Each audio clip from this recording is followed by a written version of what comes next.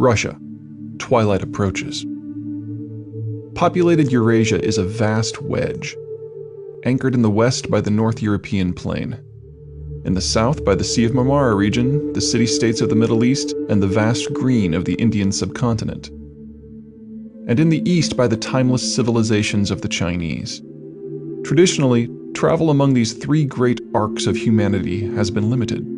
Middle Eastern deserts impede movement between Europe and South Asia, while jungles and mountains limit direct contact between South and East Asia. What they all have access to, however, and what they are all threatened by, are the infinite flats of Central Eurasia. The North European plain funnels open from only 200 miles wide at the Polish Gap to over 1,500 by the time it reaches central Belarus and Ukraine. Moving west from coastal China, the arid interior gives way to a veritable sea of grass. Moving northwest out of the Indian subcontinent requires navigating a couple of mountain passes and plateaus that ultimately give way to the steppes of Central Asia. Central Eurasia has absolutely no meaningful geographic barriers, and from one end to the other it is over 3,000 miles long. It is a harsh land. Inland continental plains suffer from high winds, brutal winters, broiling summers, and fickle precipitation. Many of the lands are marginal for human habitation. It is a place of poverty. The rivers are as hostile as the land, flowing away from the arable portions rather than through them, with the land's utter flatness and the weather's unpredictability generating constant challenges of flood and drought. Hunger often reigns. Yet, it is a land of many. The central mass of somewhat usable land is over 3,000 miles east to west, and typically about 500 miles north to south. It may not be a third as productive per acre as the American Midwest, once droughts, floods, locusts, and transport and storage loss are factored in, but it is the greatest stretch of flatland on the planet and possesses a combined population of a major power. It is a place of insecurity. The lack of reliable weather combined with the lack of local barriers to movement make it easy for any piece of civilization to fall to forces natural or man-made. Any people who rise in this harsh landscape crave what bits of security they can find or wrestle out of the earth, or from each other. It is a land where governments are local, and where raiders of every epoch have swept fast and loose across the grasslands. Combine that large population with low capital generation, and the result is limited funds for infrastructure, education, and market formation, restraining everything from the productivity of the labor force to the effectiveness of the army.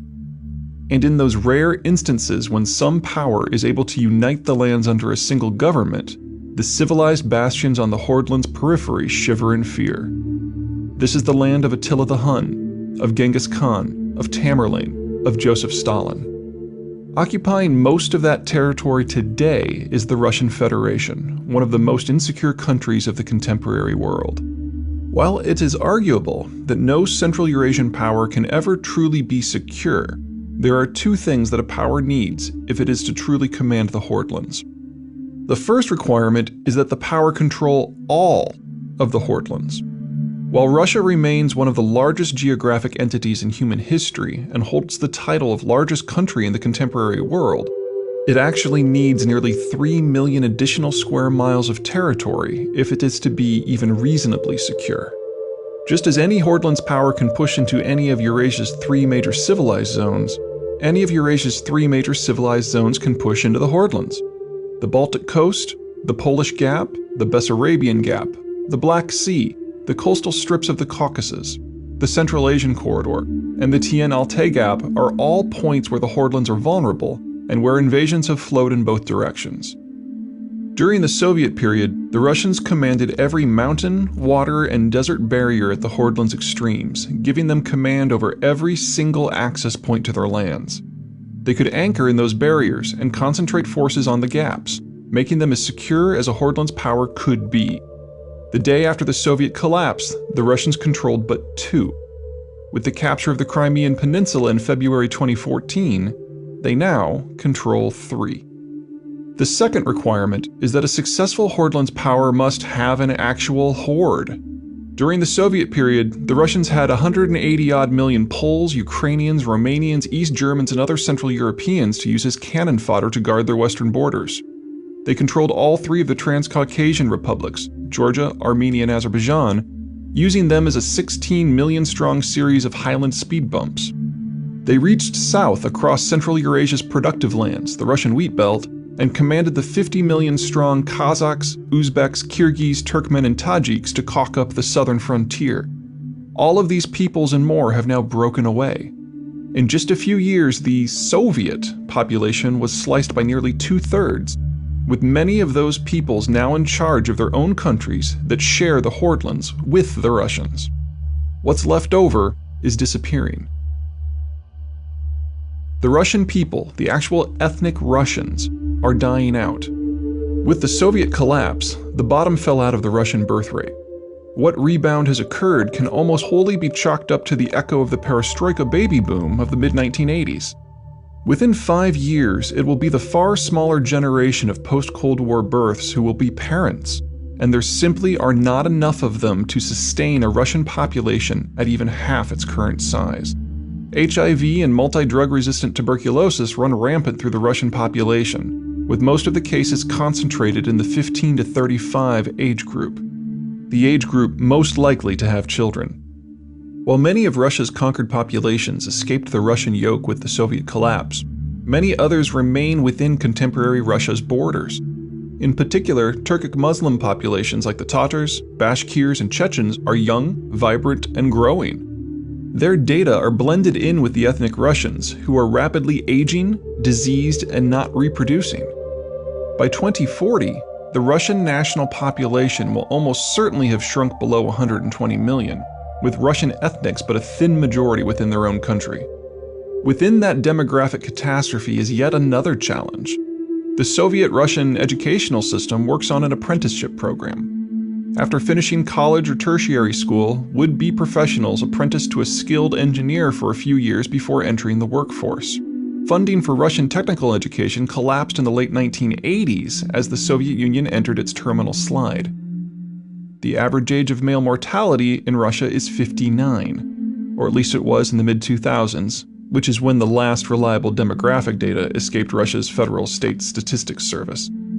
Russia won't even be able to maintain what it has, much less reach for more, within a few short years.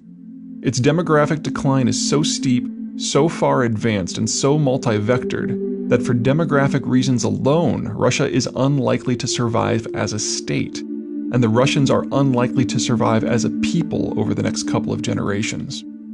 Yet within Russia's completely indefensible borders, it cannot possibly last even that long. Russia has at most 8 years of relative strength to act.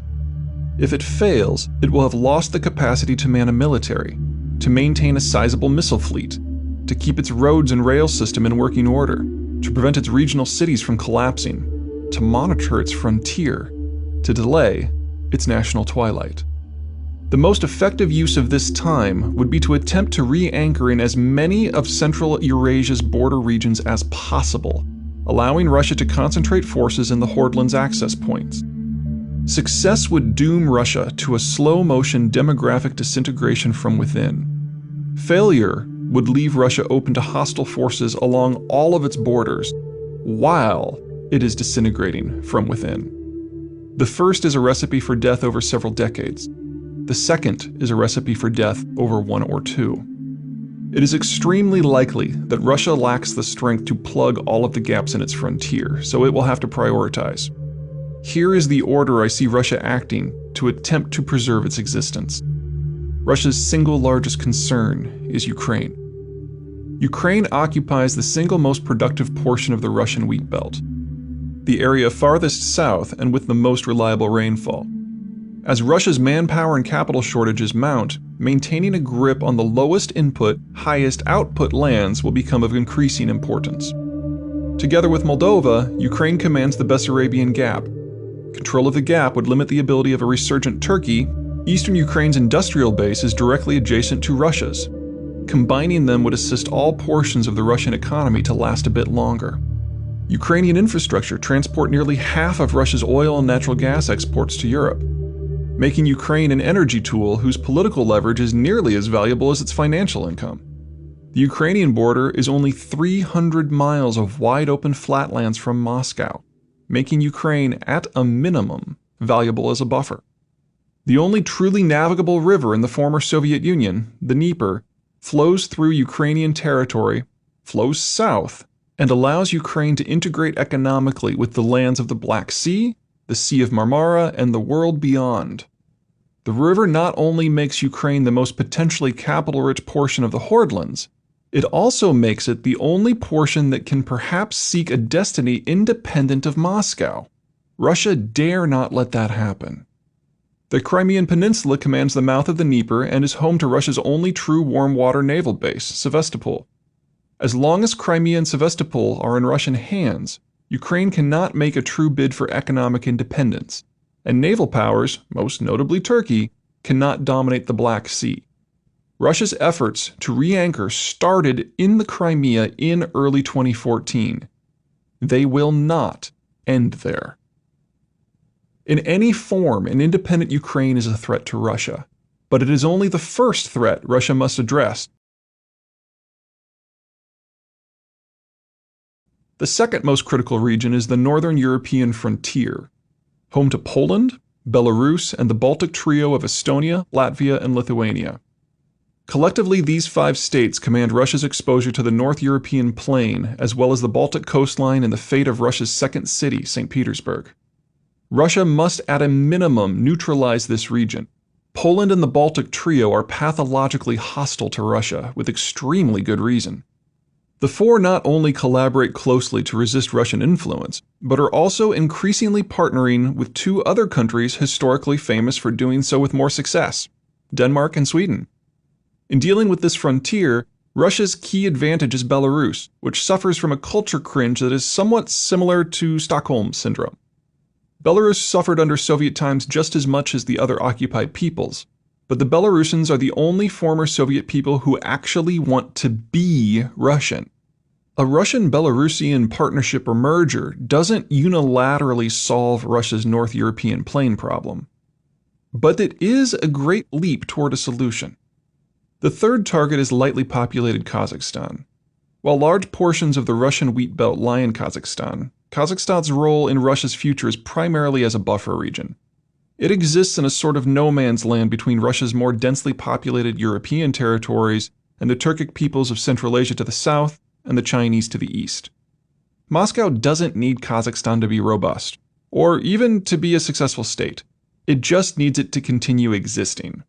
So long as there is an independent Kazakhstan, there is no one breaking down Russia's back door. Finally, there is the Caucasus, perhaps the world's most unforgiving crucible of ethnic hostility. Imagine the pain of the Balkans, but inject it with the gentle mercies of the Huns, Persians, Mongols, and Russians, and then let it fester for a few centuries. Suffice it to say that Russia rightly fears that Turkish and Persian influence, or worse, will penetrate through the mountains and turn Russia's various Turkic and Muslim peoples against it. Sound far-fetched? This is in essence what happened with the Chechen Wars in the 1990s. The Caucasus is a fractured and fractious region, and maintaining control would require precisely the sort of manpower-heavy effort that Russia will find increasingly difficult. Russian troops will certainly be used, but Moscow will use what money, technology, weapons, and intelligence it has to bolster multiple allied populations throughout the Caucasus region, the Armenians, the Abkhaz, and the Ossetians in particular. And as hostile influences and forces push into the region, the Russians will beat a fighting retreat behind the bodies of its falling allies. The specific order in which Russia addresses these concerns will likely be determined by the level of European and American non-diplomatic opposition. While ever-shifting economic, political, and military pressure prise the Ukrainian state apart, the Russians will begin work on the Caucasus, Belarus, and Kazakhstan, targets that generate far less concern in the West. Once those areas are pacified, the Russians will return to Ukraine, rescuing those in the Russified East and South who ask for help.